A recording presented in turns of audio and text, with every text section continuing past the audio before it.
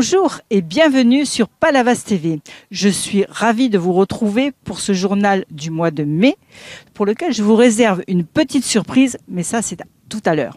Pour l'instant, je vous amène dans notre premier reportage un appartement éco-malin, donc ça peut vous être utile pour vous, mais aussi pour la planète.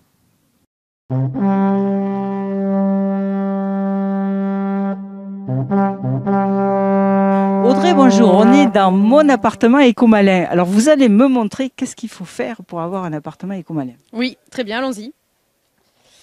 Alors, déjà, on peut aller au salon. Il y a déjà des éco-gestes qu'on peut faire très facilement qui sont de couper l'éveil des appareils électroniques, notamment la télé. Parce que souvent, les personnes ont tendance à croire que la télé est éteinte lorsqu'il y a la LED rouge. Mais il faut savoir que ça consomme et ça vous rajoute à peu près 10 € par an sur la facture.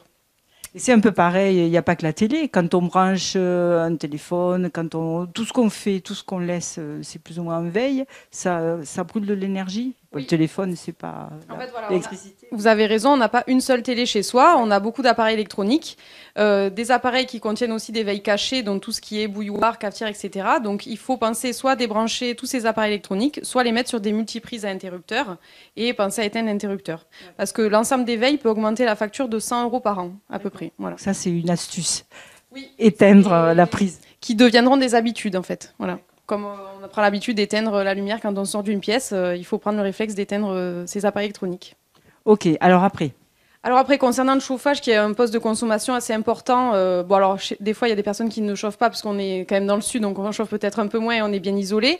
Mais sinon, il faut savoir qu'il faut garder une température entre 19 et 20 dans les pièces à vivre et entre 16 et 17 dans les chambres. Voilà. Et c'est pareil pour la clim. Alors pour la clim, déjà, si on peut s'en passer, c'est encore mieux, parce qu'on fait des belles économies. Ça devient difficile, les étés sont chauds. Effectivement, ça se réchauffe. Alors après, il faut penser aussi à pas la mettre trop froide, puisque du coup, ça fait un trop gros décalage entre l'extérieur et l'intérieur. Et penser, bien sûr, à fermer ses volets la journée et ouvrir, aérer ses pièces le matin à la fraîche, quoi. Voilà, pour essayer de limiter sa consommation de clim. D'accord. Alors après, on va passer à la cuisine. Donc, un des gros postes de consommation, c'est le frigo. Donc là, c'est des petits gestes au quotidien qui permettent de ne pas surconsommer. Donc, de ne pas ouvrir la porte trop souvent et trop régulièrement. De ne pas mettre de plats chauds directement au frigo. D'éloigner son frigo de toute source de chaleur. Donc, que ça soit le four, la gazinière ou la plaque électrique et le chauffage. Et de penser à dégivrer son congélateur régulièrement. Puisque le givre augmente vite de 30 à 50% la consommation du congélateur. Okay.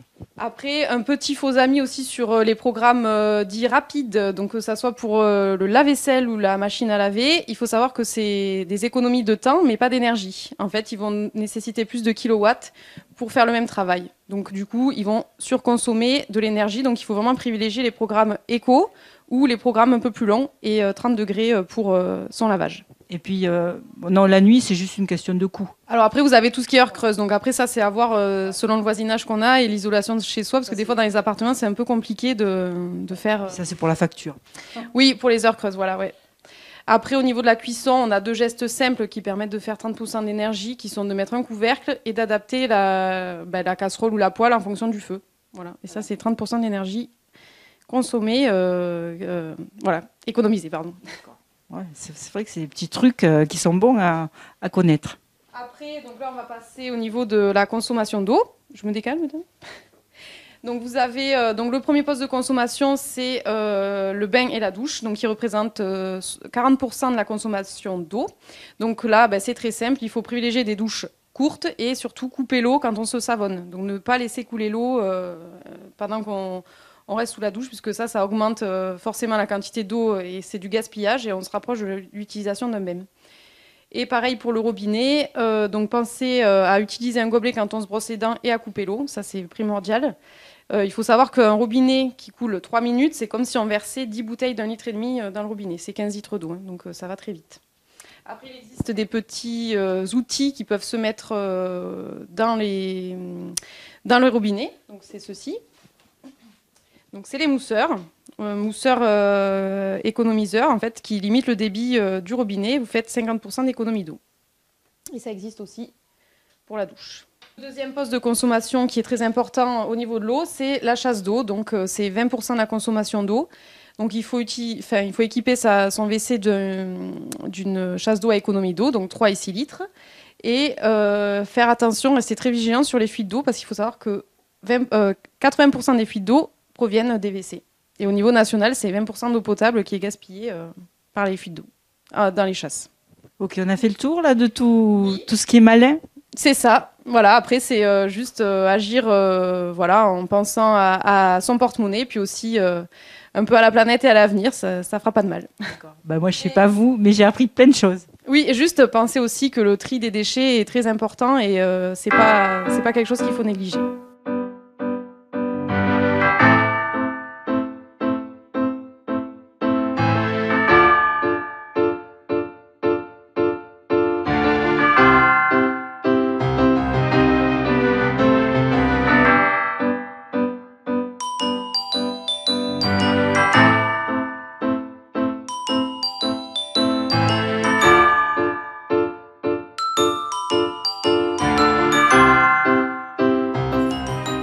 J'espère que les astuces qui vous ont été montrées vont vous être utiles. En attendant, je vous avais promis une surprise. Ma surprise, c'est Muriel. Alors Muriel, il paraît que tu as un prince. Alors déjà, dis-nous qui tu es et puis tu nous montreras ton prince. Alors bonjour Brigitte, je suis ravie que tu sois ici parce que je vais te présenter mon prince. Voilà, je m'appelle Muriel et je vis à Palavas avec mon prince. Et il me semble que tu es intéressée par le sujet de la protection des océans. Oui, je suis volontaire à Océan Protection France, avec laquelle, une association qui est initiée par Jérôme, qui était mon moniteur d'aquagym en fait, et que j'ai rencontré, qui m'a dit qu'il faisait partie de OPF, Océan Protection France, et qui m'a dit de participer aux opérations de Green Day, qui ont lieu de temps en temps sur Palavas. Eh bien justement, au mois de mai, il y a eu des opérations et une intéressante de Océan Protection. Et les images de Willy Saltel vous y conduisent. Alors, toujours en action pour la planète. Toujours en action avec cette journée du Palavas Green Day et puis les 3 associations qui participent à cette journée, Tri-Rider, Cap Océan et Océan Protection France, tous mobilisés pour laisser aux générations futures la planète la plus propre possible, des océans dépourvus de plastique. Et c'est une participation, hein, c'est notre petite goutte d'eau à nous. Et aujourd'hui, c'était 3 associations réunies sur 3 plages différentes. Tri-Rider à la plage des Rockies à Palavas, Cap Océan Protection France à plage ici, et puis Cap Océan plage Saint-Pierre. Alors, il n'y a pas que du nettoyage de plage, il y a des ateliers aussi. Alors, ce qu'on a proposé aujourd'hui avec l'association Océan Protection France, c'est un atelier zéro déchet pour montrer concrètement aux gens qu'il est très facile maintenant, avec ce qui existe, d'aller vers la transition du zéro déchet, zéro plastique, notamment au niveau de l'usage de produits du quotidien, de l'hygiène et de l'entretien, des produits ménagers d'entretien. Donc il y a Gaël qui est ici, qui fait une initiation à cet atelier, et chaque personne pourra repartir avec son échantillon gratuitement. Donc ça, c'est pour avoir des petits gestes quotidiens qui participent au nettoyage de la planète. Voilà, l'idée c'est à l'échelle individuelle puis collective, c'est de réduire sa poubelle de déchets de plastique. Donc ça, vous pouvez faire le constat quotidiennement chez vous et en vous dirigeant vers le zéro déchet, vous allez réduire considérablement les déchets plastiques produits. Et donc c'est le verre que vous mettez en valeur surtout ? Il n'y a pas que le verre, c'est vraiment un changement de comportement progressif, parce que c'est pas simple aujourd'hui de radicalement changer ses habitudes de 30 ans en arrière, mais que ce soit à l'échelle du citoyen, des associations, des collectifs, des municipalités et de l'État, il est grand temps de prendre des mesures fortes et courageuses pour supprimer et couper le robinet du plastique. En tout cas, on voit que ça mobilise beaucoup de monde et ça, c'est bien. C'est de plus en plus les gens sont engagés dans ces actions, et on voit que maintenant ils ne viennent plus pour se donner bonne conscience, c'est vraiment un geste engagé pour laisser aux générations futures des plages propres et une mer préservée, une planète préservée. D'accord. Alors, ensemble, protégeons la planète. Et la 3e recette, une poudre pour le lave-vaisselle. Que j'avais essayé une première recette qui se trouvait dans ce livre-là où il y avait des compots de savon, mais Ah, ça laisse des traces. Non, ça a resté dans le filtre de mon Il y a de la lave-vaisselle. glycérine sur nombreux produits de savon. Oui, il faut vraiment du savon de Marseille. Vraiment, le vrai savon de Marseille. Dis-moi, tu as ramassé des déchets ce matin sur la plage? Oui, Et alors pourquoi? C'est important pour toi que la plage soit propre? oui, oui, Qu'est-ce que tu as trouvé? des déchets, Alors quoi? Des mégots, des bouteilles? Qu'est-ce que tu as trouvé? des mégots, des bouchons de feutre et j'ai trouvé des verres.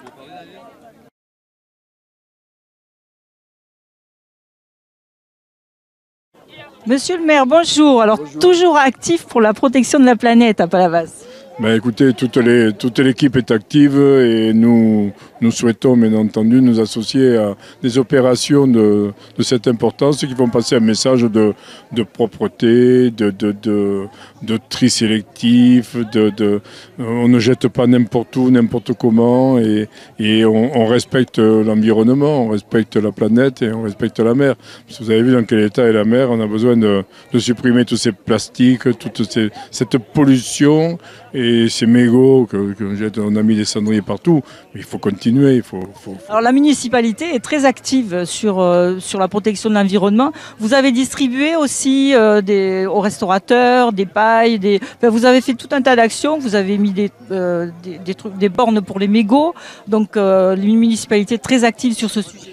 Oui, on souhaite l'être et en plus de ça, comme aujourd'hui, on est accompagné par des milieux associatifs qui fonctionnent bien. On a vu il y a beaucoup de participants et ça nous fait plaisir.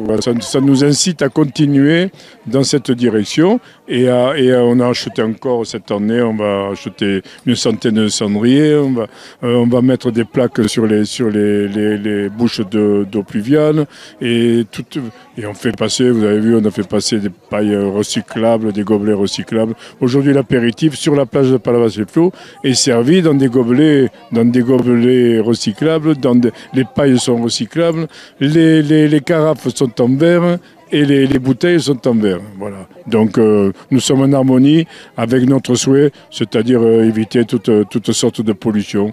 Il faut que le message passe. Les enfants maintenant savent bien le chemin tracé, dans les écoles, ils apprennent tout cela et ils apprennent tellement bien que ce sont les enfants maintenant qui font des remarques aux parents en leur disant « Papa, tu as jeté ton mégot, il ne faut pas le jeter, il faut que tu le prennes et que tu le mettes dans un endroit prévu à cet effet. » Voilà, on peut être optimiste, je crois. Donc la pédagogie, et comme on disait avec Jérôme, tous ensemble, protégeons la planète. Tout à fait, c'est le terme. Tous ensemble, avec la volonté véritablement d'arriver à réussir cet environnement dont on a besoin. La planète, il faut la sauver parce qu'on y est bien dessus. Eh bien Muriel, voici Prince. Donc qu'est-ce qu'il a d'exceptionnel, Prince? Alors, tout d'abord, c'est un chat qui vient de la rue. Je l'ai sauvé de la rue. Une dame le nourrissait. Elle m'a demandé en fait de l'amener avec elle pour le faire stériliser, puisque c'est très important la stérilisation des chats errants ou abandonnés. Elle m'a demandé de le garder par rapport au point, à l'opération, et je ne l'ai jamais relâché. Donc c'est mon Prince. Je l'adore. Il est joueur, plutôt calme et très obéissant. Voilà. Il faut beaucoup de patience, mais c'est un amour de chat. Je l'aime. Et donc, qu'est-ce qu'il fait? Tu l'as dressé? Alors, en quelque sorte, oui, avec beaucoup de patience, mais comme il apprend vite parce que je suis calme et que je sais le prendre, il y a trois petites choses. Il s'assoit quand je lui dis assis, mais ça, il faut le faire comme le chien de Pavlov avec la nourriture. Il marche en laisse. Bon, c'est sûr qu'il ne faut pas qu'il y ait de voitures ou d'événements un peu exceptionnels, sinon il essaie de s'échapper, mais j'essaie de le rassurer. Et ma nounou, parce que j'ai une nounou qui me le garde quand je suis absente, m'a dit qu'il allait au saladier d'eau, il met une patte, il met l'autre patte et il s'essuie les pattes, en fait. Il est très intelligent. Je crois. Alors Prince va vous présenter le prochain sujet. Nous vous amenons au théâtre grâce au Rideauphile qui organise troupe de théâtre amateur qui organise tous les mois une pièce de théâtre à la chapelle de Notre-Dame. On y va.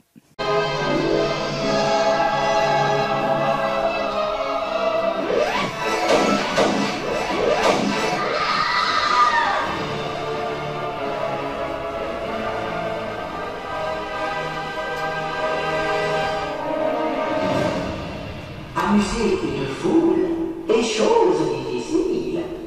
Bonjour Pierre, alors aujourd'hui il y a théâtre à Palavas à Notre-Dame-de-la-Route et c'est organisé par les Ridophiles, comme tous les mois d'ailleurs. Effectivement, depuis 3 ans, la compagnie de théâtre amateur Les Ridophiles organise avec l'appui de la commune de Palavas, donc des soirées de théâtre amateur, une fois par mois, comme on vient de le dire, d'ailleurs baptisé aujourd'hui Festival de mensuel de théâtre amateur à Palavas. Et donc nous faisons venir des troupes de théâtre amateur du département de l'Hérault, mais d'autres départements aussi. Et nous-mêmes, la compagnie Les Ridophiles, qui a ses propres spectacles, a présenté les siens ici, et le 7 décembre prochain, d'ailleurs, à l'occasion du Téléthon, présentera la nouvelle pièce qu'elle prépare, à savoir Le Bourgeois Gentilhomme. Dans ce siège, j'ai des hommes de main qui ont puni de mort ce misérable. Allez, ne pleurez pas. Arnaud est un incapable, mollasson, moi qui en rien. Arrête, le fou, arrête. Oui, je te fais empaler, oui, je sais, majesté. Alors vous êtes combien dans ce groupe? Alors, si l'on compte tout le monde, une quinzaine. Techniciens, comédiens, oui. Et donc vous vous entraînez toute l'année? Bien sûr, notamment dans cette salle, qui donc est mise à notre disposition par la commune une fois par mois à l'occasion de ces fameuses mensuelles. Mais bien sûr, nous répétons d'autres lieux, chez les uns les autres. Et nous avons par ailleurs 2 autres pièces qui, entre guillemets, tournent déjà depuis plusieurs années, à savoir d'une part Devinez-qui, tiré du roman d'Agatha Christie, Lady Petit-Nègre, et d'autre part La longue vie d'Élisée Bismarck, où je suis un centenaire horrible, mais j'adore le personnage. Vous avez des thèmes favoris? Pas vraiment. Non, je ne dirais pas ça. On est ouvert à tous les registres, je dirais. Ceci étant, on est plutôt sur des comédies, encore que parfois comédies un peu grinçantes, notamment la dernière pièce dont je viens de parler, ou comédies policières comme Devinez-qui, et puis du Bourgeois Gentilhomme, je ne dirais rien. Va plutôt me chercher mon nouveau ministre. Il sera certainement de meilleurs conseils que toi. Oh, ça, je n'en doute pas. Un homme capable de tuer de sang-froid un jeune prince de 30 ans vous dira froidement ce que vous devez faire.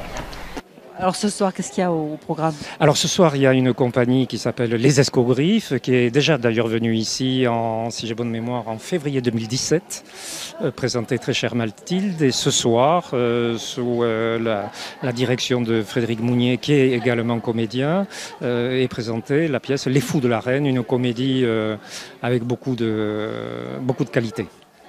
Je suppose que ce sont des échanges entre troupes. Après, c'est vous qui allez jouer chez eux, c'est ça? C'est pas toujours le cas. Et puis, toutes les troupes n'ont pas nécessairement, comme nous, l'avantage d'un lieu fixe où elles peuvent répéter. Mais oui, cela arrive, bien sûr. Très bien, écoutez, on va regarder Les Fous. Je vous souhaite une excellente soirée et je vous invite à venir dans 15 jours, le 8 juin prochain.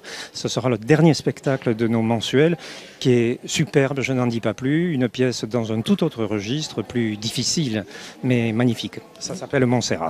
Vous arrêtez donc l'été, après ça reprend septembre. Tout à fait, puisque vous le savez sans doute, ce lieu reste un lieu de culte. En juillet et août, et donc des offices ont lieu ici. Et nous reprendrons en septembre, donc pour 10 représentations sur les 10 mois à venir. La programmation est déjà fixée. Accouplé pour toujours. Majesté. C'est ainsi qu'on se présente à sa reine. On ne se prosterne plus. On ne rend plus grâce à sa gracieuse majesté d'être invité à partager ses réflexions. Soyez assurés, sérénissime, que j'en suis flatté, Mais quoi? Vous avez d'autres projets plus excitants à caresser? À propos, comment va ma fille? Votre fille? Comment saurais-je? Votre fille, comment le saurais-je? Eh bien voilà, le journal du mois de mai est terminé. Donc merci Muriel de nous avoir reçus avec ton prince. Et puis, au mois prochain, et n'oubliez pas, partagez, likez, et n'oubliez pas de rester curieux.